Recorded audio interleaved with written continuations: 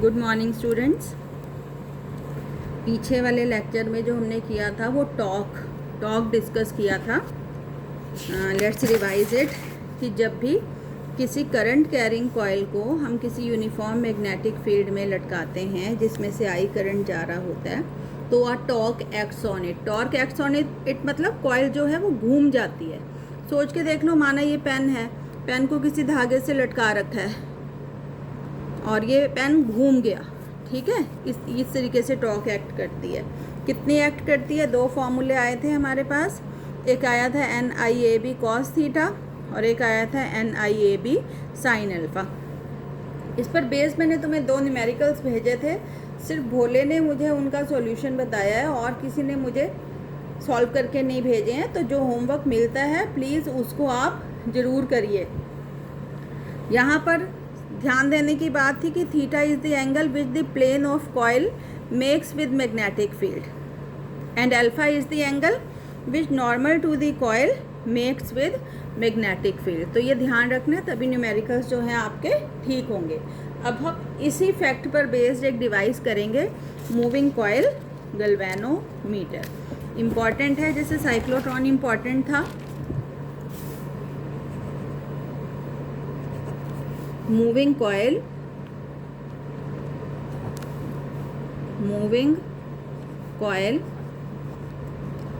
Galvanometer.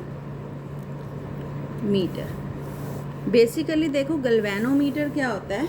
एक device होती है विच is use for detecting and measuring small electric current. Circuits में करंट का पता लगाने के लिए और थोड़े करंट्स को नापने के लिए गैल्वेनोमीटर का हम उपयोग करते हैं।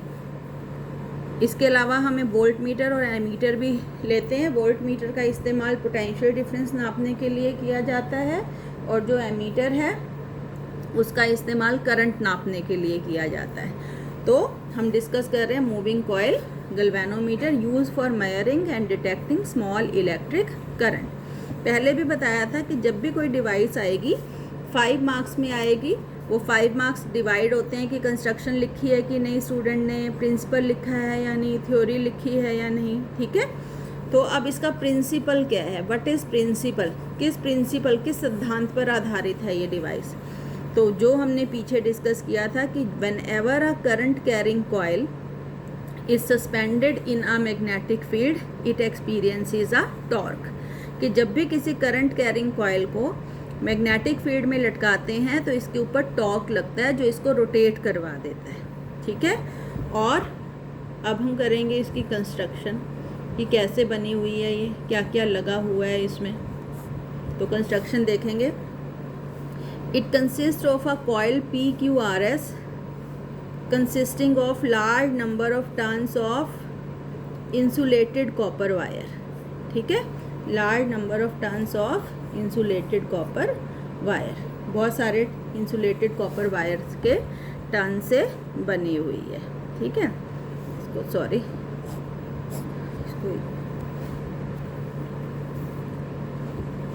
इसको हम यहाँ बनाएंगे। It consist of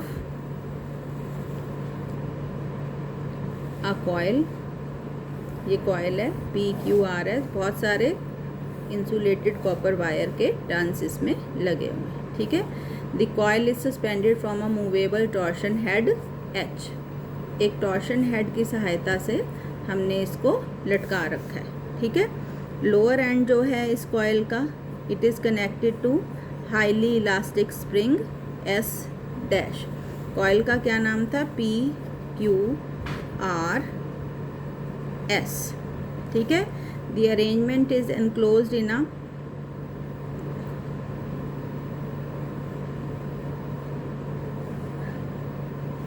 non-magnetic box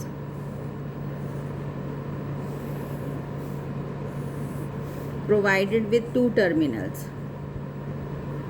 T2 और ये है T1। ये दो टर्मिनल है और ये जो कॉइल है it is suspended in a magnetic field which is being produce by, ये पोल पीसीज हैं किसी मैग्नेट के। ये नॉर्थ पोल है और ये कौन सा पोल है? साउथ पोल है, ठीक है। तो इन टर्न ये जो टॉर्शन हेड है, इससे जो कॉयल है, कॉयल का एक end is connected to terminal किससे बना हुआ है, T1 से बना हुआ है, ठीक है।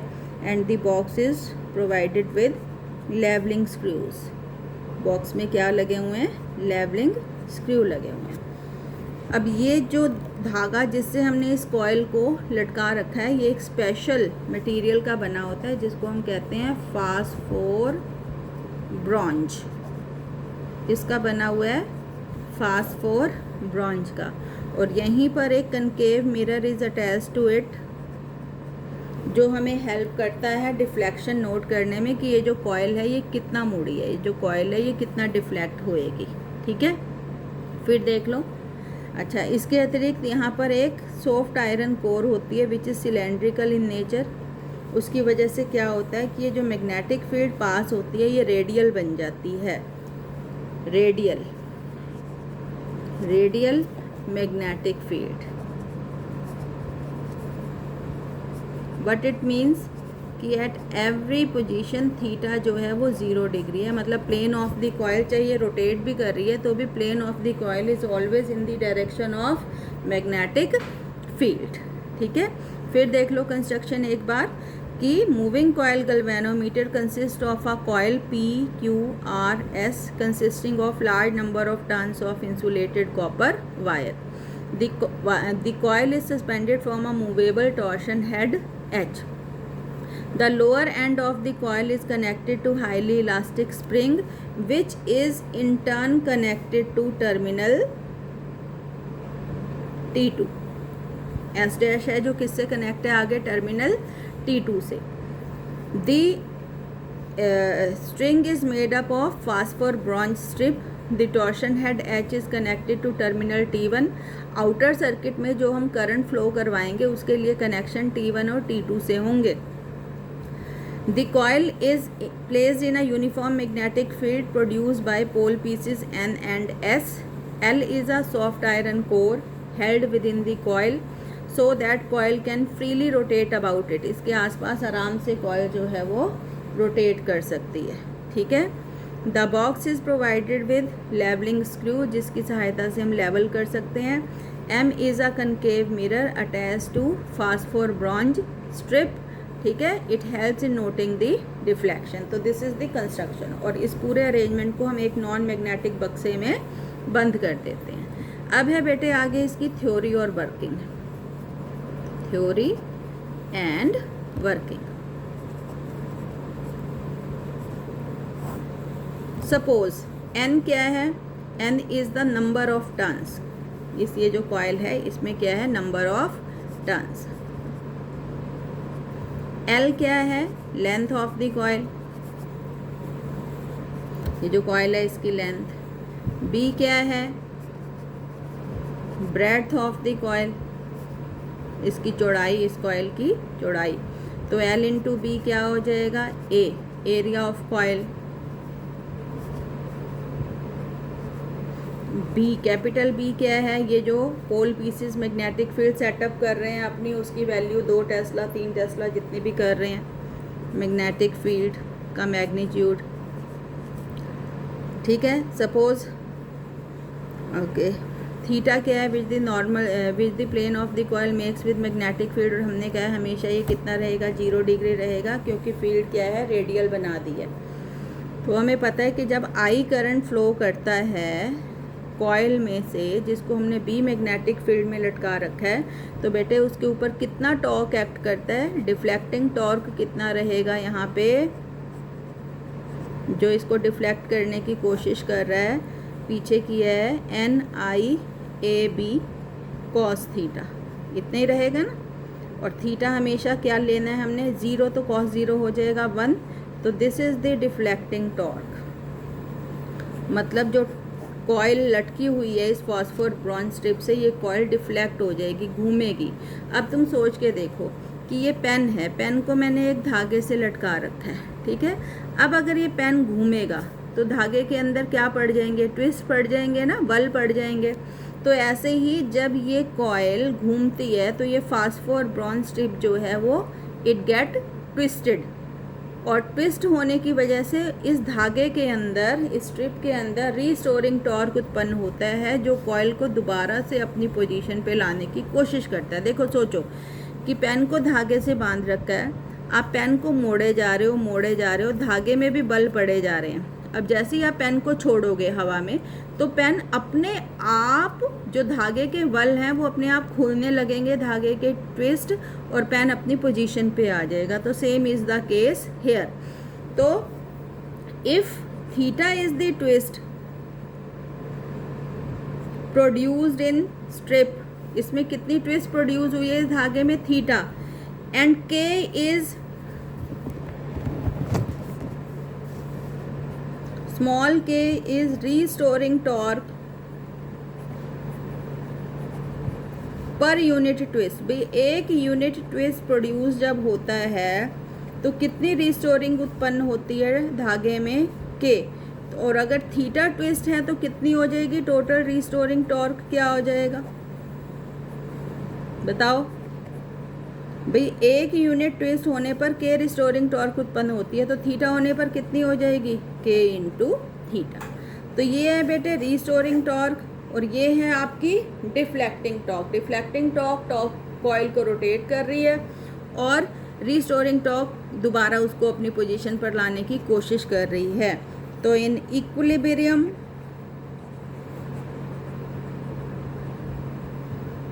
जो डिफ्लेक्टिंग टॉर्क होगी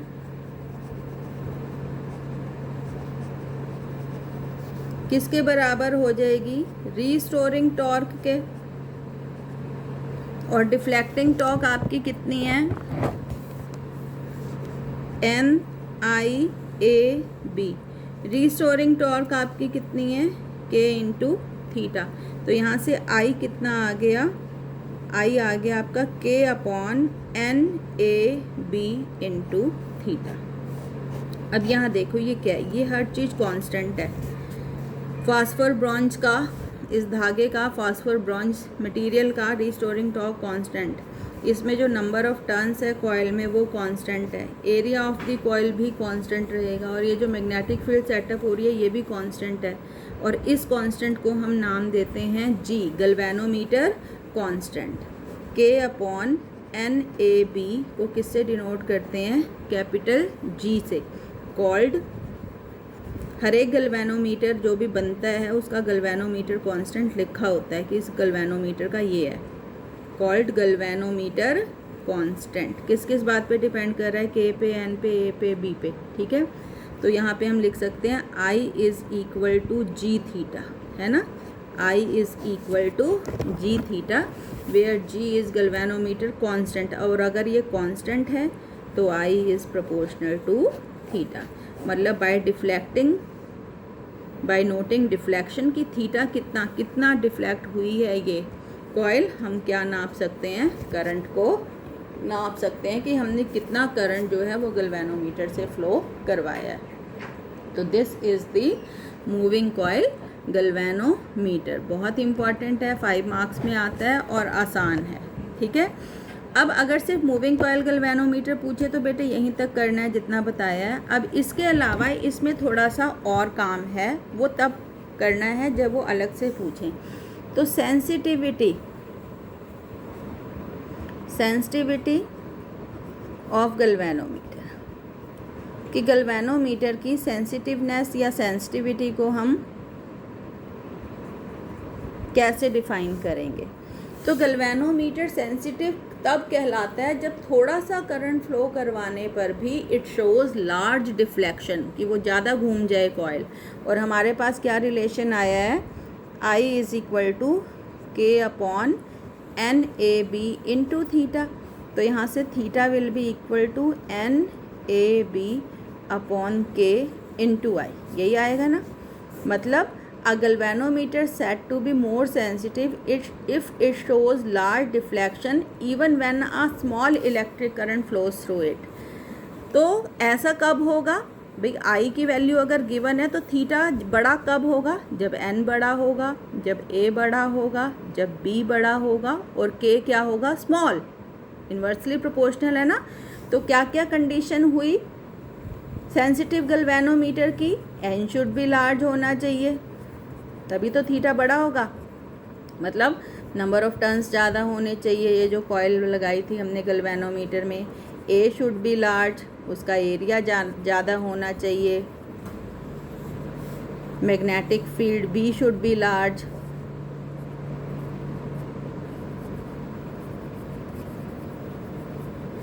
और चौथा के शुड बी स्मॉल, कि ये जो फास्फोर ब्रॉन्ज स्ट्रिप है इसीलिए हमने ली है स्पेशली कि उसका जो रीस्टोरिंग टॉर्क होता है पर यूनिट ट्विस्ट वो कम होता है, तो के शुड बी स्मॉल। ठीक है, तो अब यहाँ पे ये क्वेश्चन दो बड़े इंपॉर्टेंट बन गए कि what is radial magnetic field. तो रेडियल मैग्नेटिक फील्ड क्या कहलाएगी, अगर थीटा इज़ ऑलवेज 0 डिग्री, ये देखो radial magnetic field if theta is 0, theta 0 का मतलब है if plane of coil is always in the direction of magnetic field, तो field is said to be radial. और दूसरा कि हम फॉस्फोर ब्रॉन्ज का ही इस्तेमाल क्यों कर रहे हैं यहाँ पर, क्योंकि it has small value of restoring torque which makes are galvanometer more sensitive, के शुड बी स्मॉल, यही है ना। अच्छा, अब इसके अलावा है कि करंट सेंसिटिविटी क्या होती है। ये देखो ये तभी पूछनी है चीज़ें जब वो अलग से क्वेश्चन में पूछी जाएंगी। Current sensitivity of a galvanometer, I S से डिनोट करते हैं, I for current, S for sensitivity. तो it is defined as the deflection produce when unit current flows through galvanometer, कि 1 एम्पियर का थीटा अपॉन आई, 1 एम्पियर का current flow करने से जो डिफ्लेक्शन प्रोड्यूस होती है that is called current sensitivity. Deflection produced per unit current, ऐसे याद रख लो। Current sensitivity is defined as deflection produced per unit current. Unit क्या रहेगी बताओ इसकी, थीटा किस में नापते हो आप, डिवीजन में नापोगे, और करंट किस में नापोगे, एम्पियर में, तो डिवीजन पर एम्पियर, ठीक है, या डिग्री पर एम्पियर। अब ऐसी होगी voltage sensitivity, voltage sensitivity Vs से डिनोट करेंगे। अब वोल्टेज सेंसिटिविटी क्या होएगी, it is defined as deflection produce per unit potential difference applied, ठीक है, deflection produce per unit potential difference applied. अब यहाँ देखो ये हम सॉल्व भी कर सकते थे इसको, आई एस कितना आया था, थीटा बाय आई।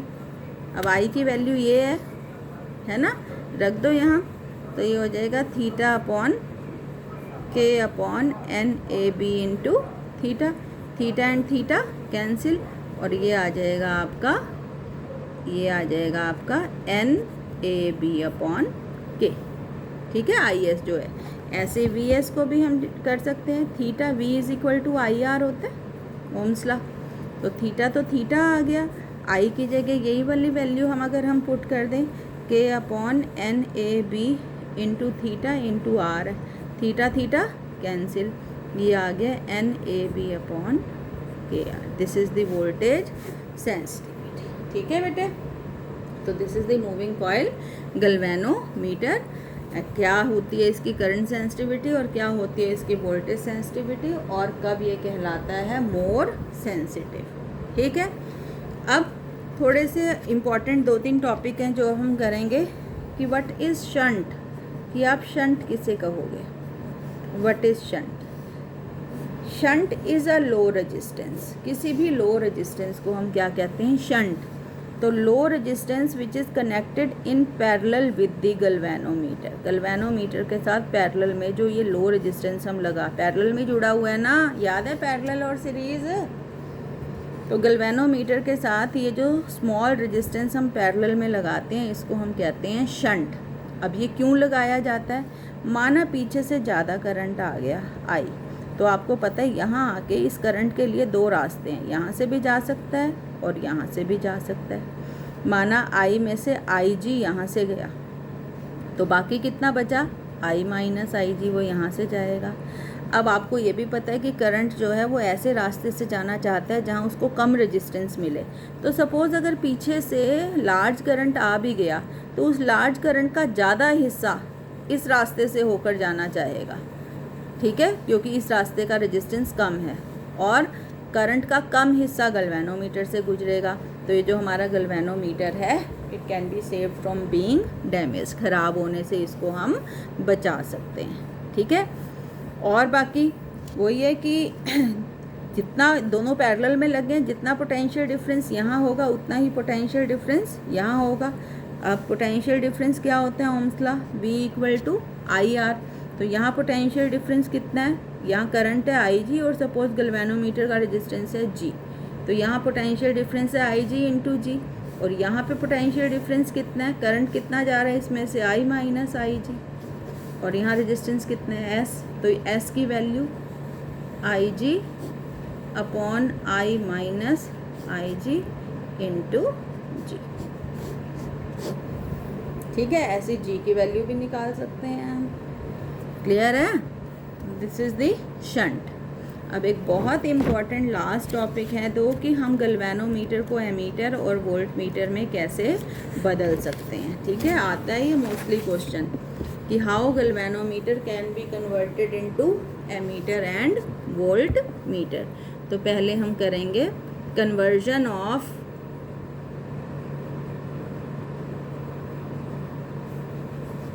गैल्वेनोमीटर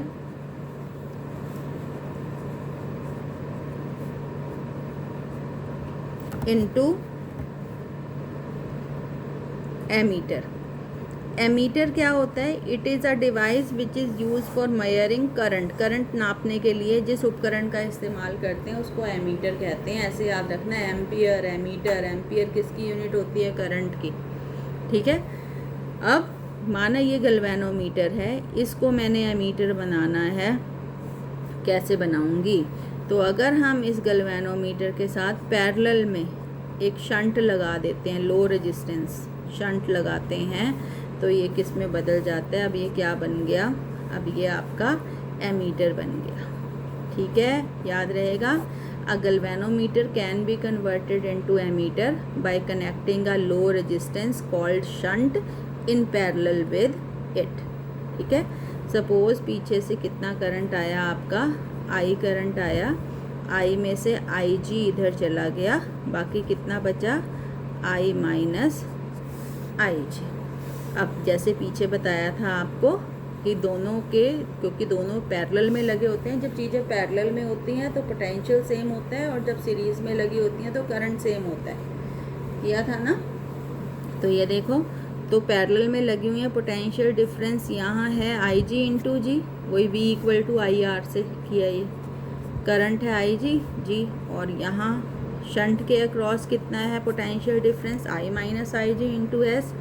तो S is equal to IG upon I minus IG into G. तो value of shunt can be calculated. अगर आपको G पता है, IG दिया हुआ है और I दिया हुआ है, तो आप शंट की वैल्यू को कैलकुलेट कर सकते हो। और इसका जो इफ़ेक्टिव रेजिस्टेंस कितना होगा बेटे, इसका एमीटर का, भी इसमें दो रेजिस्टेंस लगे हुए हैं, एक G लगा हुआ है, एक S लगा हुआ है, और कैसे लगे हुए हैं, पैरेलल में। तो इफ़ेक्टिव रेजिस्टेंस जो होगा, पैरेलल में लगे हुए हैं तो 1/G/1/S ऐसे करते हैं ना, कि पैरेलल में दो रेजिस्टेंस R1 और R2 पैरेलल में लगे होते हैं, तो टोटल कैसे निकालते हैं, 1/R1 प्लस 1/R2 करके। तो ये हो जाएगा आपका GS G प्लस S, और R इफेक्टिव जो होगा वो होगा GS G प्लस S। तो this is the effective resistance of a ammeter. ठीक है, क्लियर है। अब एक बात और कि what is the ideal resistance of an ammeter. ठीक है, resistance of an ideal ammeter, कि कोई आइडियल एमीटर है तो उसका रेजिस्टेंस कितना होना चाहिए, बोलो। एमीटर लगता है बेटे हमेशा सीरीज़ में, सर्किट्स में, तो कम ही रेजिस्टेंस होना चाहिए, अदरवाइज वो करंट को रोकेगा। तो कम, कितना कम, कितना कम, 0, इतना कम। तो आइडियली अगर हम बात करें, आदर्श रूप में बात करें, तो resistance of an ideal ammeter is 0। और दूसरी बात जो आपने याद रखनी है कि ammeter is always connected in series. ठीक है, ये बहुत बार पूछते हैं बेटे प्रश्न कि how can a convert galvanometer into ammeter. तो गैल्वेनोमीटर के पैरेलल में एक स्मॉल रेजिस्टेंस लगा के हम उसको किस में बदल सकते हैं, एमीटर में। कितना शंट लगाना है, इतना। टोटल रेजिस्टेंस कितना हो जाएगा, इतना। अब हम करेंगे conversion of galvanometer into volt meter. Last topic है ये, कन्वर्जन ऑफ गैल्वेनोमीटर इनटू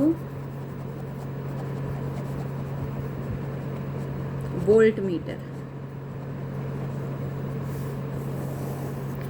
तो वोल्ट मीटर में बदलने के लिए उल्टा करना पड़ेगा जो यहाँ किया था एमीटर में।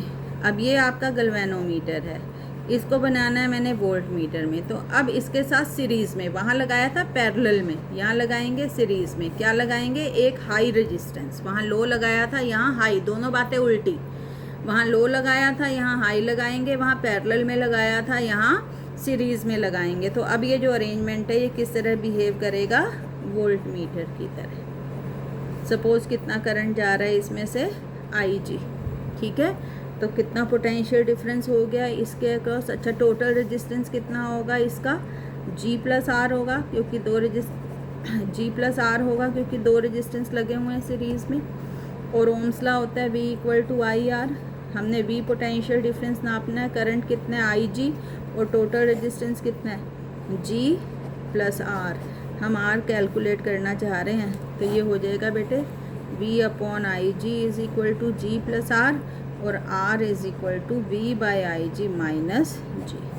कि अगर आप किसी गैल्वेनोमीटर को V वोल्ट का वोल्ट मीटर बनाना चाह रहे हैं जिसमें से IG करंट जा रहा है, और गैल्वेनोमीटर का रेजिस्टेंस कितना है, G ओम है, तो आपको सीरीज़ में कितना लगाना पड़ेगा, रेजिस्टेंस R। कितना लगाना पड़ेगा, R, ठीक है। और वोल्ट मीटर का इस्तेमाल होता है पोटेंशियल डिफरेंस नापने के लिए। और रेजिस्टेंस कितना होना चाहिए, resistance of an ideal volt meter. तो यहाँ हाई रेजिस्टेंस लगाना है। हाई कितना, हाई सोच के देखो कितना हाई, इन्फिनिटी तक। तो resistance of an ideal volt meter is infinity. याद रखना, ये ऑप्शनल में पूछते हैं बहुत बार कि what is the resistance of an ideal ammeter, 0, 1, infinity, none of this. तो अगर आपको पता ही नहीं होगा तो कैसे आंसर करेंगे, ठीक है। तो ये हो गया बेटे आपका जो मैग्नेटिज्म है, इसका सेकंड पार्ट ख़त्म हुआ। मैग्नेटिज्म जब हमने शुरू किया था तो बताया था कि मैग्नेटिज्म के दो कारण होते हैं। एक तो मैग्नेटिज्म